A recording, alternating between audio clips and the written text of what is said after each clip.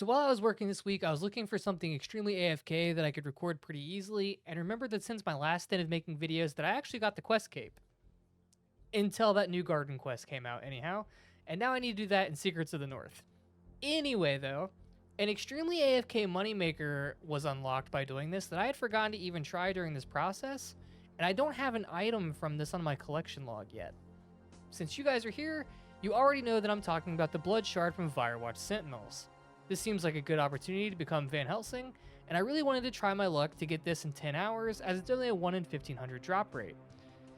And I thought that you'd probably have pretty good odds of receiving this in 10 hours because of the high kills per hour here. You hit the drop rate about every 16 to 17 hours as you get around 90 kills an hour. This means that if you have a work from home job that you can AFK for about 8 minutes at a time, which is about how long my prayer was lasting, you could camp these and get a blood shard roughly every 2 days just doing this during work. This would currently net you about 2.8 mil, I believe it is, per day. And RuneScape players have a really bad habit of calling everything that is chill AFK, me included. When you really need to be clicking often enough that you can't actually focus on something else without needing to click again, it's really hard to call something AFK. This is one of the very few exceptions that I have done in old school RuneScape. If you didn't want to pick up any of the drops but the blood shard, and you're working from home and only needed to click about 16 times an hour, you could use Rune Light just to notify you when a blood shard hits the floor, so you can pick it up and go back to AFKing to your heart's content. Now, if you'd like to kill these, I would recommend using a setup similar to what I have, and then either upgrading or downgrading as necessary, in whichever slots that are needed.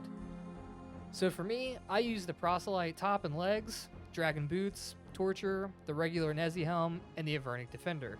I also had the Berserker Ring Imbued, Ferocious Gloves, Rada's Blessing Floor, and the Fire Max Cape.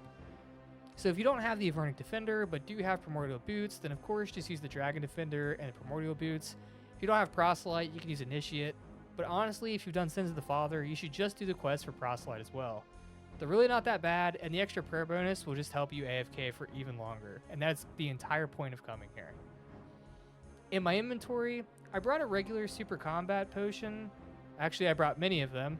I brought the Vyrewatch Noble outfit so that I could bank if needed, and I brought the Draken's Medallion so that I could get here. If you plan on AFKing for only the Blood Shard and nothing else, it may be beneficial to bank your Draken's Medallion at the bank nearby so that if you do happen to die, you can use it to teleport back to Darkmire. I also brought a Rune Pouch so that I could alch some of the items that dropped. I didn't want to bank every alchable just for the video, as me alching the drops will be a lot closer to what many of you would be doing and should be a better representation of what to expect here. If you are bringing regular Super Combat Potions, I personally would recommend that you use the Reserve Prayer, or Preserve, whatever it's called, as it makes your potions last longer, and it only takes about 30-ish seconds away from your total AFK time here. If you're going to be using Divine Super Combat Potions, it may be beneficial to bring a few food with you to heal up, or to pray Rapid Restore, as using the altar will also damage you, and there's no reason to worry about your prayer waste here, as you are directly next to the altar most of the time. The next thing that I would like to quickly touch on here is whether or not you should pick up the drops. I think that is a really good question, and I was really considering not picking up the drops during this as well, but I did of course end up picking them up to make this video so that if you guys decided to pick the drops up, you could see what you should be expecting during a normal time period. This of course will be really close to what you guys will be making if you're playing on an alt and you want to click back and pick up some of the drops every few minutes, but you're not super pressed about picking up everything or alching everything that hits the floor. On average, the profit here should be about 600k GP an hour if you're picking up all drops, and about 350k an hour on average assuming you only pick up blood shards. For me, the increased AFK is worth only coming back from blood shards, as I'm doing this method specifically to AFK and make a little money. If I was going to waste the time to pick up all the drops when I came in the future, I'd likely be better off just sending some Hydra on my lunch break so that I can focus more at work, but still make more money. Ultimately, however, the decision is up to you based off of how AFK you want to be and how much it's going to hurt you to be leaving rune bars or rune kite shields or anything like that on the ground. I will say that I do recommend at least coming here and trying these out. This was a really interesting 10 hours as it seemed to fly by because I wasn't paying full attention. And I think that if you have the quest done, while watching anime or a movie, if you're not spending quality time with your family and you're just in the dungeon that you call a bedroom alone, not that I would know what that's like, then this is a great way to make a little progress while also catching up on your favorite shows. Seriously though, you should give this a shot if you've tried and liked anything else that we in the RuneScape community call AFK when almost nothing is truly AFK.